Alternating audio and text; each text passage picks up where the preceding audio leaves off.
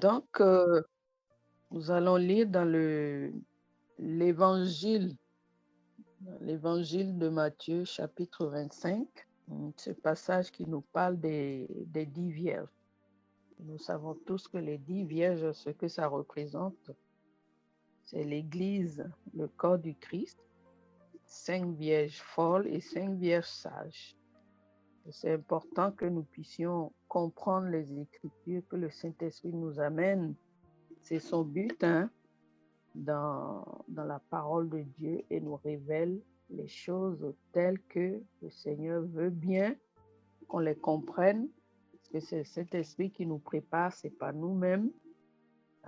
Nous, on se dispose et le Seigneur, c'est lui qui nous prépare. Et il sait où aller pour nous préparer. Toute parole que le Seigneur a dite n'est pas à négliger, mais tout est à prendre au sérieux et à comprendre le fond des choses. Mieux on comprend, mieux on s'entend avec le Seigneur et mieux on se dispose et mieux on est transformé. Amen. Donc nous allons lire dans le livre de Matthieu, l'évangile de Matthieu, chapitre 25. Je lis la parole. Alors le royaume des cieux sera semblable à 10 vierges qui, ayant pris leur lampe, allèrent à la rencontre de l'époux. 5 d'entre elles étaient folles et 5 sages. Les folles, en prenant leur lampe, ne prirent point d'huile avec elles, mais les sages prirent avec leur lampe de l'huile dans des vases. Comme l'époux tardait, toutes s'assoupit et s'endormit. Au milieu de la nuit, on cria, « Voici l'époux, allez à sa rencontre. » Alors toutes ces vierges se réveillèrent et préparèrent leurs lampes. Les folles dirent aux sages, « Donnez-nous de votre huile, car nos lampes s'éteignent. » Les sages répondirent, « Non, il n'y en aurait pas assez pour nous et pour vous. Allez plutôt chez ceux qui en vendent et achetez-en pour vous. » Pendant qu'elles allaient en acheter, l'époux arriva. Celles qui étaient prêtes entrèrent avec lui dans la salle des noces et la porte fut fermée. Amen, je m'arrête là pour l'instant. Donc, nous avons 2 groupes de vierges. C'est une parabole que tout le monde connaît. Et les 10 vierges représentent l'Église, le corps du Christ. Vous et moi. Donc, c'est important que nous puissions comprendre ce que le Seigneur dit à propos de cela. La sagesse de Dieu, c'est important. 5 vierges folles et 5 vierges sages. Mais les 2 groupes avaient la lampe, avaient cette lumière que Christ représente. Donc, ça veut dire que c'est des églises, c'est 2 groupes qui représentent 2 groupes de personnes qui forment l'église, je veux dire. Mais les 2 avaient la lampe, c'est-à-dire Christ. Les 2 étaient éclairés. Les 2 avaient le salut. Les 2 avaient une certaine connaissance de Christ, donc ils ont été éclairés. Mais les comportements ont différé à un moment donné. La 5, une partie qui a eu le réflexe, la sagesse de mettre de l'huile de réserve de côté. Elles y ont pensé, mais les 5 sages n'ont pas pensé à mettre de l'huile de côté. Et la parole de Dieu nous dit que au moment où l'époux est arrivé et qu'il fallait aller à la rencontre de l'époux qui est Christ, c'est là que les 5 vierges folles ont manqué d'huile, se sont rendus compte qu'il leur fallait de l'huile, sinon la lampe allait s'éteindre. en route. On ne peut pas aller à la rencontre de l'époux parce qu'il fallait avoir assez d'huile pour garder la lampe allumée et pour aussi aller à la rencontre du Seigneur. Donc, le Saint-Esprit nous amène dans une compréhension que nous allons voir. Les 5 vierges folles représentent quoi? Un groupe de personnes, une église, un comportement, les enfants de Dieu qu'on trouve dans l'église et qui manquent de sagesse. Manquer de sagesse. Manquer de sagesse, ça veut dire quoi? Qui ont une compréhension de Dieu, mais qui n'agissent pas forcément, qui ne laissent pas forcément le Saint-Esprit les conduire, leur enseigner ce qu'il faut, les éclairer, c'est-à-dire manquer de la vie de Dieu, avoir le conseil de Dieu. Nous lisons dans Ésaïe, chapitre 11, dans les premiers versets, ce que représente l'Esprit de Dieu. Un esprit de conseil, de sagesse, de connaissance, de crainte de l'Éternel, ainsi de suite, ainsi de suite. Donc, l'un des aspects du Saint-Esprit, c'est la sagesse. Mais pas la sagesse selon ce monde. Parce que souvent, nous recevons l'Esprit, nous sommes sauvés, ainsi de suite. Mais nous ne dépendons pas forcément du conseil du Saint-Esprit, de cet Esprit dont le Seigneur nous a fait don, qui nous a été donné. Mais l'Esprit est là pour un travail bien précis, pour notre transformation intérieure, pour restaurer notre identité, à ce que nous soyons l'homme ou la femme que Dieu a préparé, a prévu, selon sa volonté. Et c'est ça qui doit être révélé sur terre.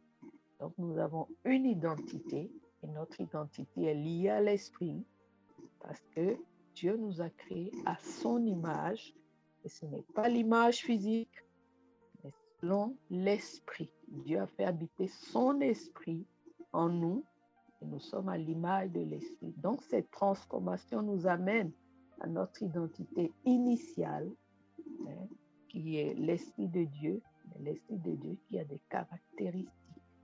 Ce que je viens de dire, qui est mentionné dans les premiers versets d'Ésaïe, du livre d'Ésaïe, chapitre 11. Sagesse, l'intelligence, connaissance, ainsi de suite, etc. Mais si nous avons l'Esprit de Dieu, nous ne dépendons pas de l'Esprit de Dieu. Comment pourrions-nous avoir cette sagesse, cette intelligence pour faire les choses comme Dieu attend de nous? Nous ne serons pas en accord avec le Seigneur. Nous allons agir selon une certaine sagesse qui n'est pas de Dieu. La sagesse de ce monde qui est d'ailleurs une folie aux yeux de Dieu. Et le Seigneur, c'est pour ça que le Seigneur caractérise ce groupe de personnes de folles. Voilà, c'est manquer de sagesse. La sagesse de Dieu. Le monde a une certaine sagesse. Le Seigneur aussi, il est la sagesse incarnée en nous.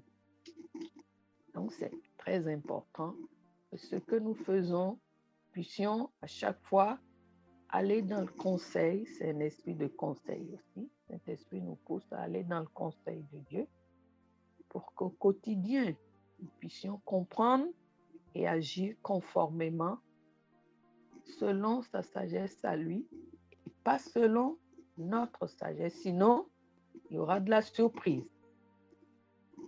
Il y aura de la surprise. Comme les 5 vierges folles ont eu la surprise.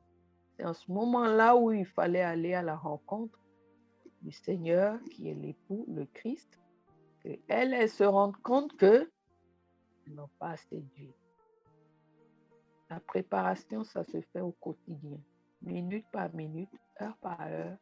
C'est très important d'être à l'écoute du Seigneur et pour ne pas perdre son temps à faire autre chose, mais à être plutôt dans les priorités du Seigneur, dans son plan, pour ne pas accuser ce retard et cette lacune en question. Dieu nous met en garde.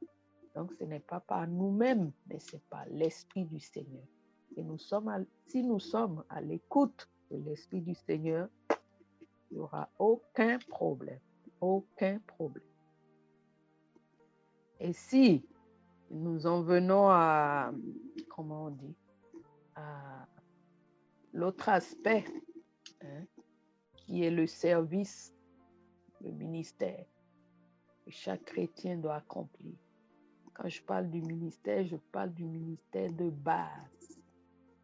Et nous allons dans Galates chapitre 5, au verset 22, qui nous parle du fruit de l'esprit.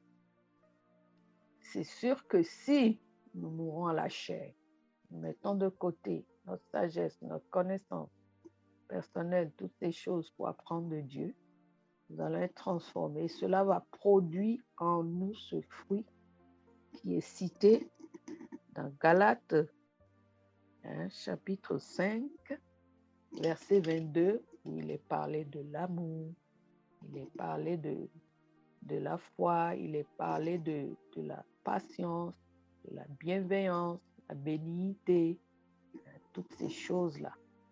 C'est ce que ça donne spirituellement. Ça produit parce qu'on a accepté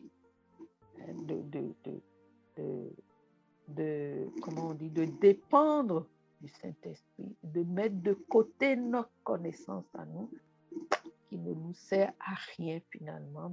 Voilà, c'est pas marcher dans la chair, en accomplissant les désirs de la chair. Et ça, c'est le domaine de la mort. Et l'Esprit est venu pour nous amener dans le ministère de l'Esprit qui est la vie, qui est le ministère de Dieu, le véritable ministère. Et ce fruit que cela produit en nous, très important, c'est à partir de là qu'on peut parler du vrai ministère. Du vrai ministère, ça c'est les fondements même du vrai ministère. Et chaque chrétien est un serviteur, peut servir Dieu selon la capacité qui lui a été donnée, selon la grâce de Dieu. Si quelqu'un a été transformé et qu'il a l'amour de Dieu en lui, il va la manifester. Il va se sentir concerné. Ce ne sera plus l'égoïsme, ce ne sera plus ses priorités à lui, mais ce sera les priorités de Dieu qui vont primer dans sa vie. Et lui sera en arrière-plan. Et c'est ce que Dieu va dire que cette personne va faire. Quand il faudra manifester l'amour envers son prochain, son frère ou sa sœur en Christ, ou bien même envers des inconnus, enfin, le monde, je veux dire, il va le faire parce qu'il va se sentir concerné. Ce ne sera plus lui-même, mais c'est le Saint-Esprit, le fruit que le Saint-Esprit aura produit qui va se manifester. Vous voyez la différence? Il n'a pas besoin qu'on le lui dise. Quand le Seigneur est concerné, il se sentira concerné. Nous pouvons voir dans un certain passage biblique où le Seigneur disait des reproches à certains pour dire: oui, j'avais faim, vous ne m'avez pas donné à manger, j'étais nu, vous ne m'avez pas vêtu, j'étais malade, vous ne m'avez pas visité, j'étais en prison, vous ne m'avez pas visité, ainsi de suite. Tout un tas de choses du quotidien. Et c'est triste qu'on voit aujourd'hui les chrétiens, soi-disant, et qui se comportent, même on va dire, même parfois le monde même ne se comporte pas comme ça. Des gens dans ce monde sont plus touchés, qui ont ce côté, on va dire, que devraient manifester les chrétiens encore plus, qui ont l'amour du prochain naturellement, et qui le manifestent dans des situations. Et ça, le Seigneur l'a reproché. Il a parlé de ses disciples en disant, hein, voilà le signe que vous êtes réellement mes disciples si vous avez de l'amour, hein, les uns pour les autres. L'amour coiffe tout. Même dans les 10 commandements, c'est le premier commandement. Ça concerne l'amour de Dieu. Et tout le reste qui vient, les 9 sont comment on dit, enfermés dans le premier. Parce que l'amour, c'est une porte qui laisse passer tout le reste. Si on aime Dieu, il n'y a pas de problème. On est prêt à se sacrifier pour faire tout ce que Dieu nous demandera de faire. C'est important, très important que nous puissions comprendre ce Dieu-là. Il n'a pas l'amour, mais il est amour. Mais quand nous ne sommes pas encore arrivés à ce point-là, je dis, d'être l'amour incarné, c'est-à-dire une transformation assez conséquente, on va dire. Hein? On ne va pas se sentir concerné forcément, ou alors, bof, dans une certaine limite. Oui, je suis prêt à faire les choses, je suis prêt à me sacrifier, mais pas aller au-delà. Hein? Mais où sera la réserve? Parce que plus on va manifester les choses, plus on sera transformé à l'image du Seigneur, plus on va manifester ces choses et plus la présence de Dieu dans notre cœur, dans notre vie, sera aussi grande. C'est important, très important. Dieu ne s'appelle pas je fais, il s'appelle je suis. D'en arriver là, à ce stade-là, d'être.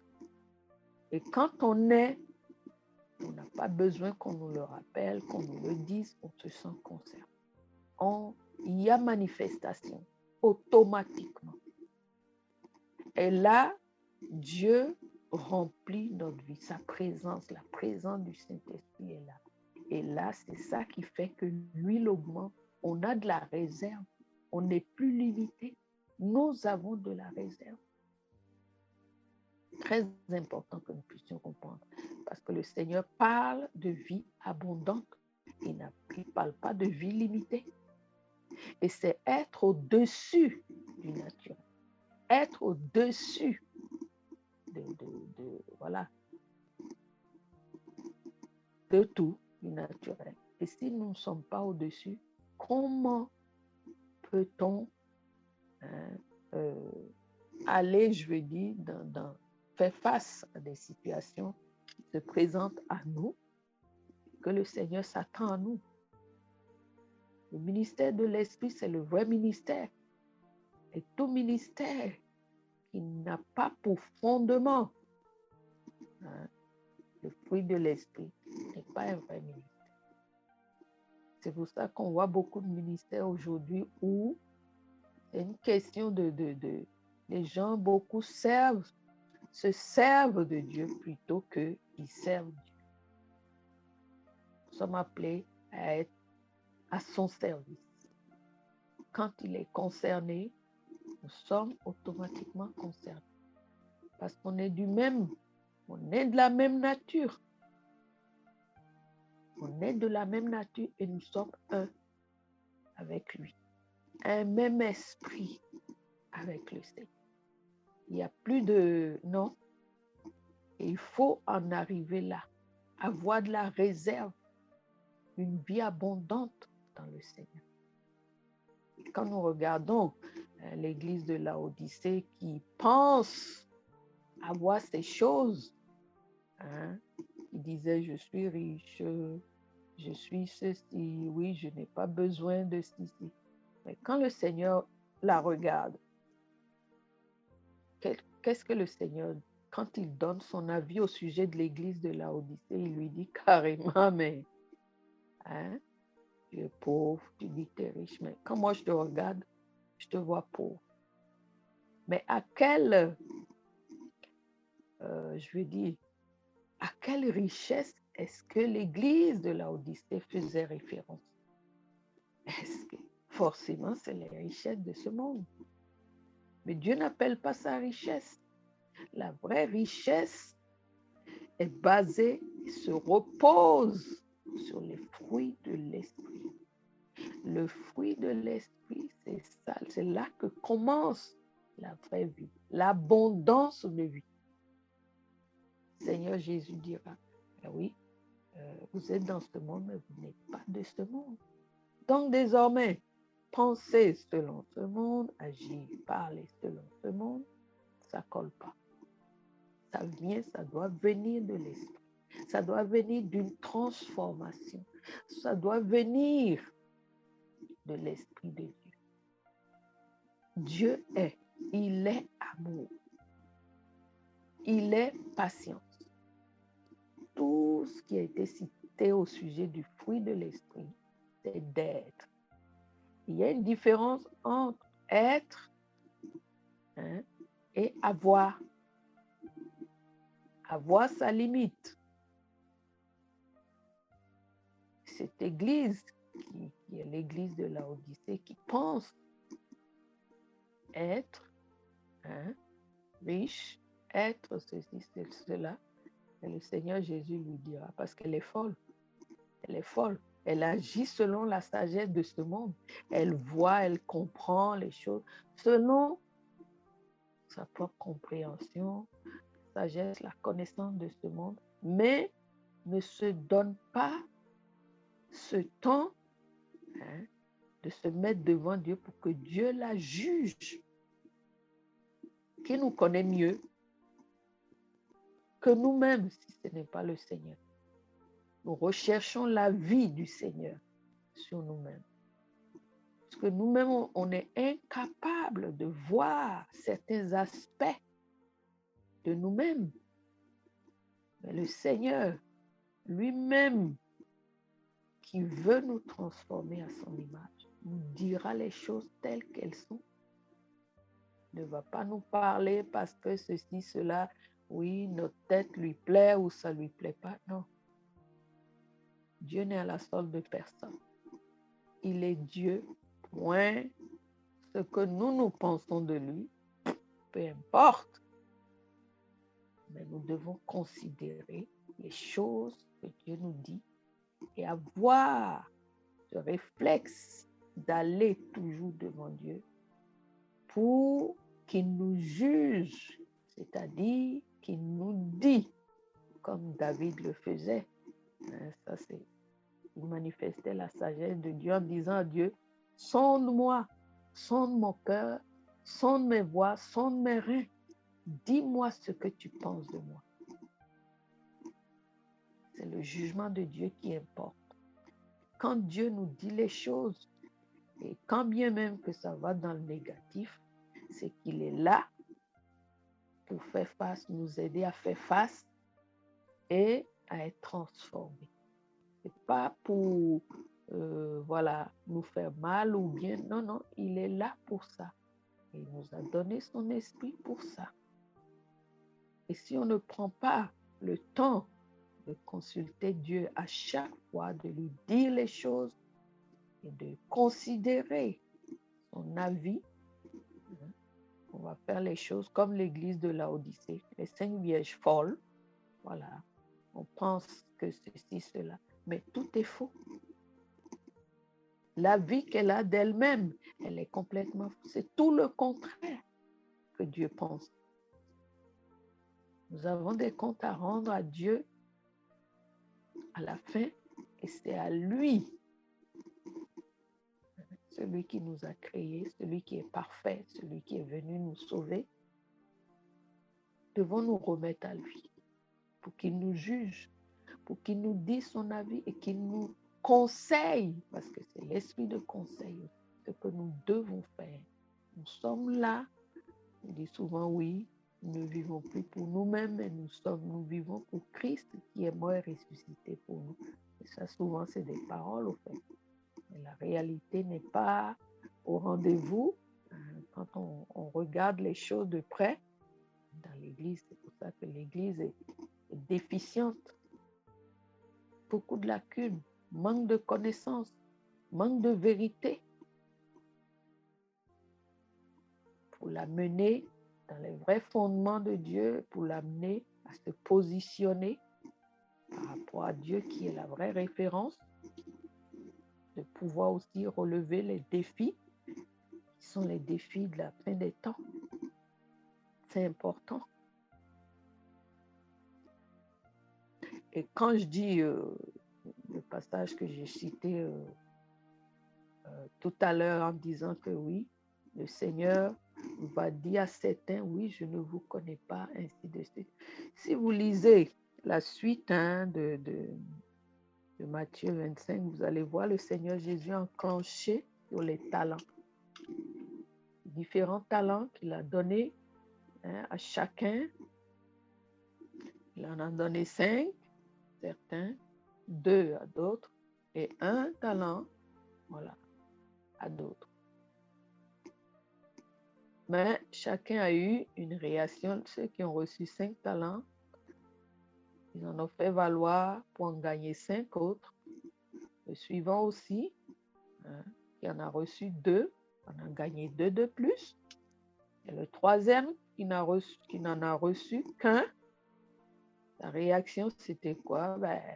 Il est allé creuser un trou, il a mis le talent dedans. Voilà, c'est là, ça dort. Et le Seigneur, au retour, chacun a rendu compte du talent qu'il a reçu. Mais le dernier qui n'en a reçu qu'un, dit, Seigneur, voilà ton talent. Voilà, je te remets ton talent. Il n'a rien gagné au fait. Mais le jugement est venu sur lui.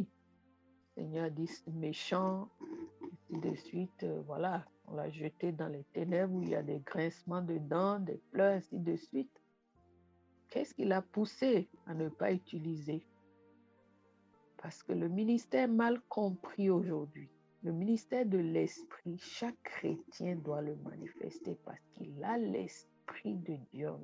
Quand on parle de ministère, vous savez, les grands ministères, je suis ceci, je suis cela. Non, non. Le ministère doit reposer sur une identité. Tu es d'abord une identité. Chaque chrétien a une identité. Et c'est à travers son identité, étant transformé, passer de la chair à l'esprit, qui lui permet d'être restauré dans son identité véritable qui est l'esprit. L'homme créé à l'image de Dieu. Ce n'est pas l'image physique. Le physique n'est qu'un temple, un corps où réside l'esprit. La véritable vie se manifeste à travers l'esprit. Ce n'est pas son corps. Et vous allez voir que le fruit de l'esprit que j'ai cité tout à l'heure, si parmi tout ça, quelqu'un en a reçu un seul et s'est manifesté, il doit le faire avec sincérité et avec, comment on dit, de tout son cœur. Si quelqu'un possède l'amour de Dieu en abondance, il doit manifester l'amour de Dieu en abondance. Si quelqu'un est transformé, qui a la patience, par exemple comme Moïse, après les épreuves, il est devenu l'homme le plus patient de la terre. On dit, parce que le ministère que Dieu lui a confié nécessitait cette dose de patience. C'était terrible. Un peuple rebelle que Dieu lui-même ne pouvait pas gérer, que Dieu lui-même rejetait et a juré qu'ils n'entreront pas dans sa promesse. Mais comment un homme, entre Dieu et un homme, c'est qui le plus grand? C'est Dieu. On se dit, Seigneur, mais je ne comprends pas. Comment ça se fait que un homme n'a pas plus de patience que toi? Bref, c'est pour ça que Dieu l'a transformé. Dieu a mis du temps. Dieu a mis du temps, vu son appel, vu la responsabilité que Dieu voulait lui confier. Il a fallu aussi une bonne dose de patience. Il fait face à cela pour mieux gérer et pour mieux le servir. Vous voyez, c'est terrible. Malgré cela, vous voyez, la fin, le peuple a réussi quand même à le mettre en colère, ainsi de suite. C'est terrible. Mais bref, il a manifesté quand même depuis l'Égypte jusqu'à un certain temps cet amour, c'est-à-dire cette patience, je veux dire, cette patience dans une certaine limite où il pouvait. C'est terrible. Donc, nous sommes appelés tous à exercer le ministère de l'Esprit pour que dans chaque situation où nous devons le manifester, il y en a encore plusieurs, les 9, c'est important. Il y en a qui sont plus forts en amour, d'autres en patience, d'autres en fidélité, d'autres ainsi de suite. En tout cas, ce qu'on possède, même si c'est un talent, il faut la manifester pleinement. Il faut manifester pleinement ce que l'on a reçu de Dieu. Il faut être dans l'excellence. Parce que le Seigneur dit, puisque tu n'es ni chaud ni froid, la tiédeur là, ça ne marche pas. Être assis en deux chaises, ça ne marche pas. Ou on est d'un côté, ou on est de l'autre. Le Seigneur nous veut bouillants. Même si tu n'as qu'un seul talent, que tu aies la foi, que tu aies l'amour, que tu aies la patience, manifeste-la de manière, comment on dit, à surpasser, à te surpasser, à en posséder davantage. Parce qu'à chaque situation, on va demander, peut-être que dans certaines situations, pas besoin de plus, mais tu vas te retrouver face à d'autres situations où il va falloir manifester plus d'amour. Et en ce moment-là, il faudra être encore plus transformé. C'est de foi en foi, de gloire en gloire, de transformation en transformation. C'est pour ça que chaque jour, nous devons laisser le Seigneur travailler. Dire en nous, Seigneur, qu'est-ce que tu trouves? Sonde-moi, parce qu'au fur et à mesure que ces choses quittent, le Seigneur nous délivre et nous transforme, on est rempli de lui-même, on est rempli du Saint-Esprit. C'est pour pouvoir aller plus au-delà et en posséder de la réserve et être au-dessus des situations que l'on va rencontrer. Très important. J'avais faim, vous m'avez donné à manger. Ça concerne les 5 vierges sages. Vous m'avez donné à manger. C'est un ministère. C'est un ministère. J'étais nue, vous m'avez vêtu. J'étais malade, vous m'avez visité. J'étais en prison, vous m'avez visité. Ainsi de suite. Mais elles l'ont fait de tout cœur. Pas oui, je veux bien, Seigneur, mais dans une certaine limite. Là, il n'y a pas de réserve. C'est limite. Donc, le Seigneur nous appelle à manifester encore plus. Et en ces temps qui sont les temps de la fin, il va falloir en manifester plus. La Bible dit que le Seigneur s'est rendu pauvre pour nous rendre riches. Il a été à la croix, il a tout subi pour que nous, et quand le Seigneur concerné, c'est-à-dire maintenant, à nous de l'aimer en retour, comme il nous aime. Et s'il porte son regard, il est dans un besoin, parce que quand un enfant de Dieu est dans un besoin, c'est Seigneur, il s'attend à ce que quelqu'un d'autre réponde à son besoin. Pourquoi? Parce que c'est son enfant. C'est son enfant. C'est lui qui est concerné. Quand un chrétien est dans le besoin, un serviteur ou peu importe, quelqu'un qui appartient à Dieu, dans le besoin, c'est Dieu qui est dans le besoin. Et là, on devient des instruments de justice. Ce n'est plus, oui, d'aller prier, pourquoi? Non, non. Dès que tu es au courant, tu connais, tu réagis. Si Dieu veut que tu réagisses, on devient des instruments de justice en ce moment-là. C'est le but que Dieu utilise pour accomplir sa justice. Pour accomplir sa justice. Sa justice n'est pas celle de ce monde où tu me fais ci, je te fais ça, ou œil pour œil, dent pour dent. Quand je parle de la justice, le Seigneur lui-même a dit, si votre justice ne dépasse pas celle de ce monde, vous n'entrerez pas dans mon royaume.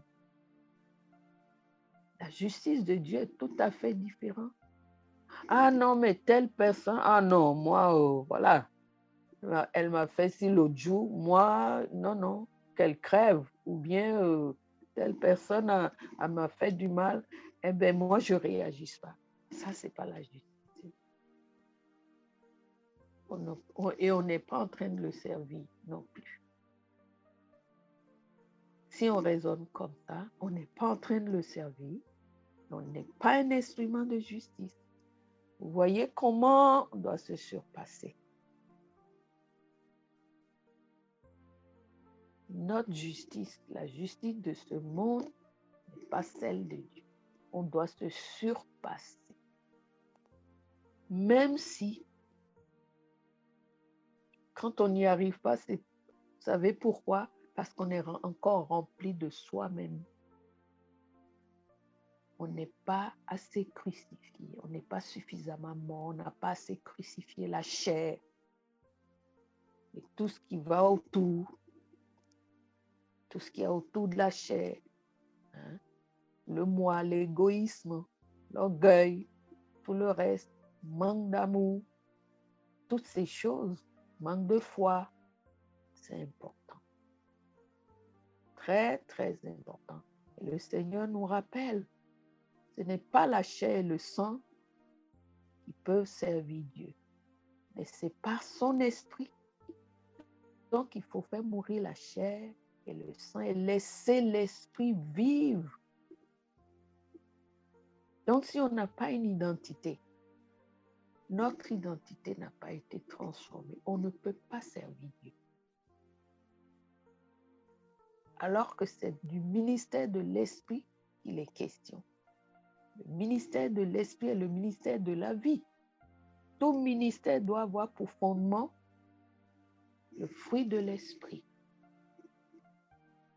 Là, on ne sert plus Dieu pour ses propres intérêts, pour soi-même ou pour une quelconque raison qui n'est pas de Dieu.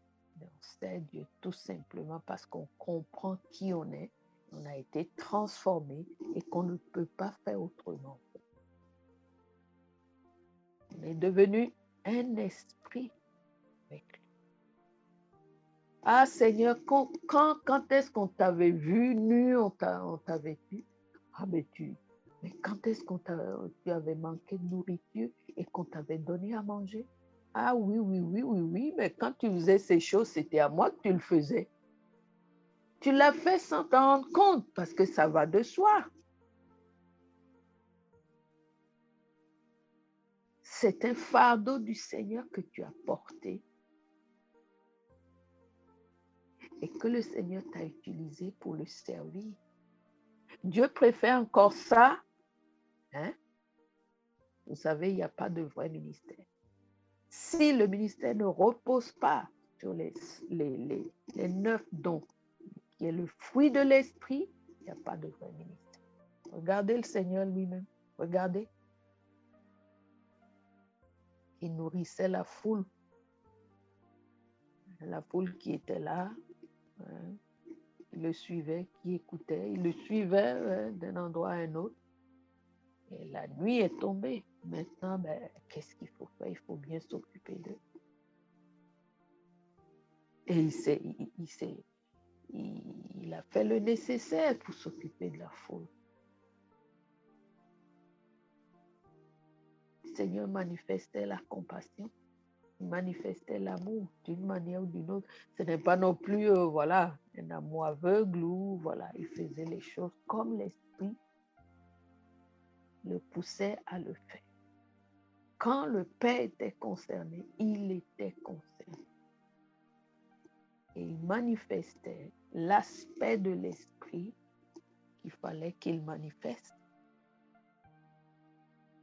C'est important. Ça va de soi. Ça va de soi, pourquoi?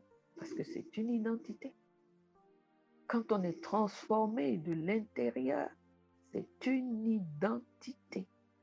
On devient un avec l'Esprit et on agit dans le sens de l'Esprit. On devient agréable à Dieu, on sert Dieu. Ce n'est pas parce que tu n'as pas, un grand bâtiment où c'est écrit quoi, ou bien tu n'as pas un ministère de ceci, cela, comme on voit aujourd'hui un peu partout, que tu n'es pas un serviteur de Dieu. Tu l'es encore plus que beaucoup qui ont, une inscription sur le fronton. Je suis ceci, je suis apôtre, je suis prophète, je suis pasteur, je suis... mais qui ne manifestent pas le fruit de l'Esprit. C'est la base même du ministère. Le ministère de l'Esprit. Parce que tu as un nom. Nous avons tous un nom. Dieu nous a donné tous un nom. Et ce n'est pas forcément le nom qu'on nous a donné à la naissance et qui figure sur notre acte de naissance. Quand je dis non, Dieu nous a donné tous un nom. Comme il dit, mes brebis, je les appelle par leur nom. C'est une caractéristique. C'est un personnage. C'est une identité, c'est une destinée. Et cette transformation de l'intérieur doit se produire forcément pour qu'il en sorte une identité restaurée qui est capable de manifester le fruit de l'Esprit dans ses aspects, selon la grâce de Dieu, selon le talent qu'on a reçu, le nombre de talents. Très important. Et Dieu est en train de ramener les choses en ces temps de la fin pour qu'on puisse comprendre, pour mieux se positionner, pour mieux se préparer. Et ne pas faire partie de ces 5 vierges folles qui n'ont pas pensé, qui n'ont pas eu l'idée de se préparer comme il faut et qui ont été surpris. Parce que l'huile de réserve, c'est quoi? C'est la présence du Saint-Esprit. C'est ça qui alimente comment on dit, la lumière. Pour que la lumière reste éclairée, il faut l'huile. Non seulement pour éclairer, maintenir la lumière allumée, la présence de Dieu en nous, dans notre vie, que nous soyons toujours, quoi qu'il y ait des ténèbres sur la terre, de partout, qu'on reste, qu'on demeure dans cette vérité, qu'on demeure dans cette lumière, que les ténèbres ne nous envahissent pas. C'est quand le péché vient que la lumière peut s'éteindre. Et l'huile de réserve, c'est avoir beaucoup plus de présence de Dieu dans notre vie, qui est la présence du Saint-Esprit qui s'étend et qui envahit chaque aspect de notre vie parce qu'on le lui permet. On se livre à lui volontairement, qui nous transforme. Et quand Dieu prend plaisir en nous, eh bien, voilà, il demeure là, il s'étend dans chaque aspect que nous voudrions bien lui donner. Et c'est cette présence qui va nous connecter à l'enlèvement. Elles sont parties à la rencontre de l'époux, tandis que les 5 folles, eh bien, c'est en ce moment-là qu'il fallait aller chercher. Qu'elles se sont rendues compte que, ah ben oui, mais attends, on a besoin d'huile là. Non seulement pour rester éclairé mais pour être connecté, pour être enlevé. C'est le Saint-Esprit qui va nous connecter. Le Seigneur va venir, mais il va rester dans les airs. L'Église, il va falloir qu'elle soit connectée. Au travers de quoi? À l'aide de quoi? À l'aide de cette huile, qui est la présence de Dieu, la présence du Saint-Esprit.